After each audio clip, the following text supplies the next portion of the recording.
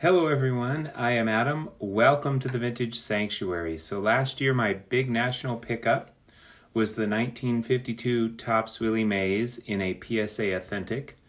And just recently I crossed it over to SGC, sent it there in the PSA Authentic slab, and it came back an SGC 2.5. So that is so awesome. Still super stoked about that. Well, this year, my big national pickup I paid 4% more for than I did for the Mays last year. But when you adjust that for inflation, I paid essentially the same amount. And I ended up with the 1938 Gowdy Joe DiMaggio rookie card with cartoons. So I am in cartoon heaven. I never imagined I would own a Babe Ruth rookie card or a Lou Gehrig rookie card or a Joe DiMaggio rookie card or a Mickey Mantle rookie card. Well, now I have the Joe DiMaggio rookie card, and it's super cool. It's in color. Not a lot of the cards of that era were in color. And if you like the cartoons and if you like the big head superimposed on a cartoonish body, then you got to just love this set. It's got to make you smile. I'm absolutely in love with this set. I thought maybe I'd get a common from this set with the cartoons. That's what I was thinking, but I ended up with the key to the set by far, the Joe DiMaggio. Now, he has earlier cards, but they're not mainstream issues. So by that definition, the 1938 Gowdy heads-up set is where Joe DiMaggio's rookie cards reside in two versions, with cartoons and without cartoons.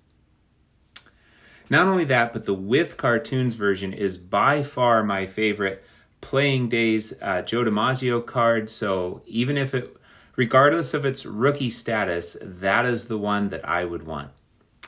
All right, let me give you some national thoughts, tell you how I got the card, and then I will show it off.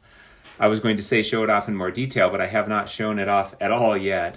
So the first night was Wednesday night. Well, let me start with some national thoughts. So on the downside, I'm not a big fan of air travel related to my claustrophobia. And when we got there, it was definitely hot and humid. And we're in a concrete jungle. The National, with this huge road in front of it and all of these big hotels on the other side. Not too many trees, not too much grass. And even inside the National, it was hot and humid. And I was there from Tuesday to Sunday, so I really missed my wife quite a bit. So those were challenges for me. But on the upside, of course, I got to connect with people I had connected with last year, as well as hobby friends that I had been making that I had never met in person before. And of course, all of the glorious cardboard and a card show that was probably bigger than last year, which was my first year. And maybe I mentioned this, but inside that card show, it was hot and humid too, depending on the day and where you were at. In some places, it was like, this is no different than being outside, except the sun's not shining on you. In fact, I saw one dealer just sitting there, in a chair in his booth or whatever you call them, huge beads of sweat on his forehead. That was just indicative of how hot it could be in there. I think I acclimated some after a couple days, either that or maybe they got it a little bit cooler. I don't know. But just like last year on Wednesday night, I was overwhelmed. Like that happened last year, which is kind of more understandable because last year was my first national and I had not, met anyone yet. But this year I was just overwhelmed on Wednesday night and I'm like, okay. And I didn't want to purchase. I wanted to make my big purchase first. I had sold some coins and a few cards, but mostly coins, and saved up some money. So I wanted to get a big purchase first and then see how much I had left for other purchases. I did not want to risk making smaller purchases and then finding a big purchase I would like to make but not having enough money for it. So I just looked around Wednesday night, did not buy anything. Also, I knew it did not make sense to buy anything if I was in this overwhelmed state. So I thought, I better wait until I'm in a better place emotionally. And so that night, I thought about it, and I decided that I would likely go after the Joe DiMaggio card that I have mentioned and will show here in a few minutes. And I told Dylan, Double D Vintage Baseball Cards, he was my roomie at the National, and that was really awesome rooming with Dylan. I said, hey, I'd like to go check that thing out first thing in the morning, that way if it's still there, I can, potentially jump on it before someone else does. So we got there, we looked at it, and really, I was pretty sure, yeah, I want this. And so made the dealer an offer, and he countered, and I think I got it for a great price. There were a couple other PSA 1s at the National that were priced quite a bit more, but did not have the eye appeal. In fact, on eBay right now, there's a couple of ones that are priced quite a bit more. Maybe one's an authentic, maybe there's a couple ones in an authentic, or maybe an authentic and a 1, but nonetheless, priced quite a bit more. And don't have the eye appeal. Now, the card that I got, it's got its issues. It's got some toning, which is the most common challenge for this set, by the way. And it's also got, uneven corner wear and a little bit of staining and some paper loss, a few little paper wrinkles. So it's got lots of issues, but still, I think presents really well and definitely looks a lot better than the other ones that I've seen in that grade. Not only that, once you go up even to like a 2, this card gets a lot more expensive. And like I say, I think I got a great buy on this one. So this was really a 1 or none for me. This is a card where if I did not get it in a grade of 1, I just wouldn't be getting it unless authentic, but I really would much prefer a numerical grade. By the way, when I showed it to Rick, Vintage Oddball Cards, I believe it's a card he still needs. So, I think he was kind of suggesting, hey, are you interested in selling that? And I said, well, I want to keep it. And then Mangini, he said, hey, I hate you, of course, jokingly, because that's a card he needs as well. So, hey, that's a good reason to buy the card. That alone, if you can just buy a card that both Rick and Mangini both need and drive them nuts, then that's sufficient reason. No, I'm just joking, of course. I bought it because I really, really wanted it. I'm really stoked. That was my big National purchase. By the way, I had 4 purchases. I ended up with 4 cards. One I would call the extra large purchase. I'm going to show that first. And then in another video, I'll show the large purchase, and then the medium, and then the small purchase. Stoked about all 4 cards. I want to do 4 separate videos. There also might be a separate care package video or 2 in there somewhere. But I thought I'd show with the extra large first, so that I did not keep everybody hanging on that one if they don't know what it is. All right, so without further ado, let me show my Cartoon Heaven Joe DiMaggio rookie off. Turn this camera around. So here it is, the 1938 Gowdy Joe DiMaggio number 274. There's a number 250, that's without the cartoons, and then there's a number 274 with the cartoons. Let's say a little bit about the set before we look at the card in more detail. It's interesting because in 1933, Gowdy made a 240 card set, and that, of course, is a very popular set. And it's got a very similar back to this card. But then what Gowdy did for their 1938 set is they started the numbering at 241. So they were essentially considering this to be an extension of the 1933 set, even though this set is from 5 years later, which is kind of interesting. I don't know if their motivation was to encourage, kids or people that had 1933 Gowdy cards to buy these cards as well in order to, extend their 1933 sets, try to get some sort of completion. So again, I don't know why they would do that, but I'm assuming it was to motivate people to buy the cards as if this extended that 1933 set. So the first 24 cards are numbered 241. Again, the first card in the set is 241 because it would be the card number after card number 240 from 1933 Gowdy. And the first series are without cartoons. Those are cards numbered 241 through 264. And then the next 24 cards are repeats of those first 24. The next 24 are the second series with cartoons, and those are cards numbered 265 through 288. So this second series with cartoons is much more popular. Now, interestingly enough, check out the back where it says, kind of roughly in the middle here, this is one of a series of 312 baseball stars. So why 312 if there are 288 in the set? Well, it turns out Gowdy was going to issue a third 24 card set. Perhaps the same cards with new cartoons or something entirely different. But they never got around to it, so I suppose we will never know. The likely reason Gowdy repeated the 24 cards with cartoons is that it was much less expensive to do it that way. By simply adding cartoons and changing the number on the back, they could create entirely new cards, but save big time on their production costs. So that takes us through 288. 312 minus 288 is another 24. You would think that they were getting ready to issue the same 24 basic cards, maybe with different cartoons or something else around the periphery, in order to sell even more cards without increasing their production costs as much. Pretty interesting.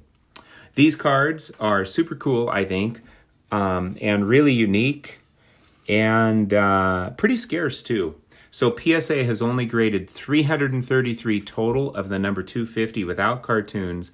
That's in all grades, including qualifiers and authentic. And then for the number 274, like this one with cartoons, PSA has only graded 368, all grades again, including those with qualifiers and authentic.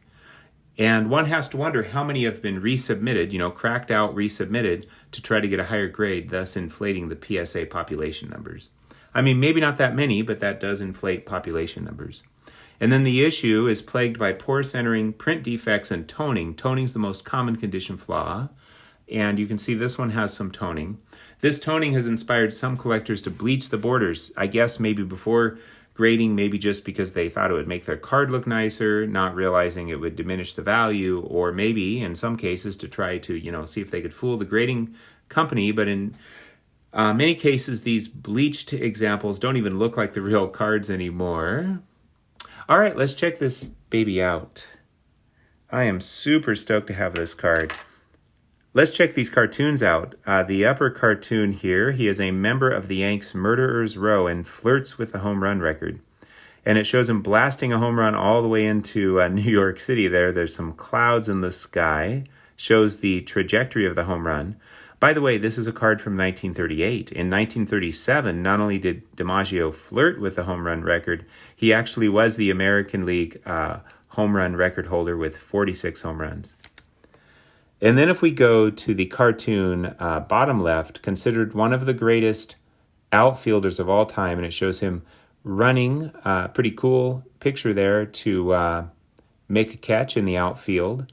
By the way, that's quite an accolade for a player that had only had 2 full years in the majors when this card was produced. And then bottom middle, $25,000 a year. DiMaggio carrying a big sack of money that says $25,000 a year. Pretty fair salary for a young fellow. Less than minimum wage today, but a very large amount back in 1938. And then bottom right, Baseball's Hall of Fame is shown, and it says Joe rated a niche in this place from the first year in the major league. Again, quite the accolades for a player that has not been in the major leagues very long. Just finished his sophomore year. However, the Yankees were in the middle of their 36, 37, 38, and 1939 4-year-in-a-row World Series string of victories there. And then if we look at the back, very similar to the 1933 Gowdys, except we have what are, getting close to stat lines here, at least sort of a table of stats. I'll bring that up so you can kind of read it, or pause and read. Little paper loss down here. You can see a strip of paper loss. Maybe there was some tape there or pasted in an album or something. A little bit up here on top. Some toning, little stain here on the right middle, some uneven corner wear, a couple of little wrinkles up here, pretty small. Not sure what happened here, little scuffing probably on the surface. But the color is there. I think this card is just absolutely glorious. So let's say just a little bit about Joe DiMaggio here. See if I can get some focus going, hopefully.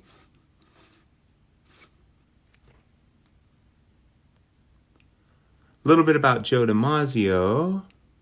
So his parents were poor Italian immigrants. So when DiMaggio became a superstar player and cultural icon, he essentially became a symbol of hope for all immigrants seeking to fulfill their dreams in America. Joe played baseball with an elegance that led him to be nicknamed the Yankee Clipper. So at the time, clippers were considered the fastest and most graceful sailing ships of the era. Ted Williams referred to DiMaggio as the best baseball player of all time. Joe's 56-game hitting streak in 1941 remains one of the most remarkable and perhaps unbreakable records in sports. Joe played 13 seasons and won 9 World Series. Think about that. He won the World Series in roughly 70% of the seasons he played. I mean, that is just insane. He was the American League MVP before the war in 1939 and 1941, and then after the war in 1947. Now, what's significant about that is he missed 3 seasons, 3 prime seasons, 1943, 1944, 1945, right in the prime of his career due to serving in World War II. Had that not been the case, he probably would have won at least 1 more World Series and another MVP. Of course, we'll never know. DiMaggio requested a combat assignment, but his commander declined the request, likely based on his cultural importance to the country. And of course, his stats certainly would have benefited from, not missing 3 prime seasons as well. All right, so this is my favorite DiMaggio card. It was before I bought it. It certainly is after. I really only wanted the version with cartoons. And, this is his mainstream rookie card. You can make an argument. He has like a 33 Zenith, which is a rare card. It's a minor league card from when he was with the San Francisco Seals of the Pacific Coast League. He also has a 36 Worldwide Gum Canadian issue, black and white card, a 37 O-Pee-Chee, which is not really a color card either, or maybe it's kind of a grayish card. But again, his first mainstream issue, the 1938 Gowdy, and the with cartoons are much, much more popular. So now that I have the key, I wouldn't mind. I don't know if this will happen or not, but heck, I wouldn't mind, picking up the Bob Feller is the next big card. DiMaggio is the biggest by far, and then Feller is absolutely the second biggest, and then you've got Jimmy Fox and Hank Greenberg, and then after that, of course, 20 other cards. So, wow, wouldn't it be cool to have all 24 of these with cartoons? That's a relatively small number for to go after. But who knows? 1 card at a time. I'd really like to get the Jimmy Fox. But for right now, I kind of overspent my budget a little bit at the National. But I'm glad I did, not so much on this card. I was doing fine on this card, but my last day purchase went a little over, but that's okay. I can work that out. That's not an issue. So thank you, everyone. Thank you for sharing in my joy. I am in cartoon heaven. Check this bad boy out. This is the freaking Joe DiMaggio rookie card, and it is super cool. Even if it's not a rookie card, although, again, this would be his mainstream rookie. It depends on how you define. If you say, hey, first card, then it's, I think, the 1933 Zenith, Pacific Coast League. If you say first in a Yankee uniform, probably the 36 Worldwide Gum Canadian issue. But if you say the first mainstream card, this is it right here, plus the number 250 without cartoons. Maybe some people don't care for these, but I think they are absolutely glorious, and I am in cartoon heaven. Thank you for sharing in my joy. Take care, my friends.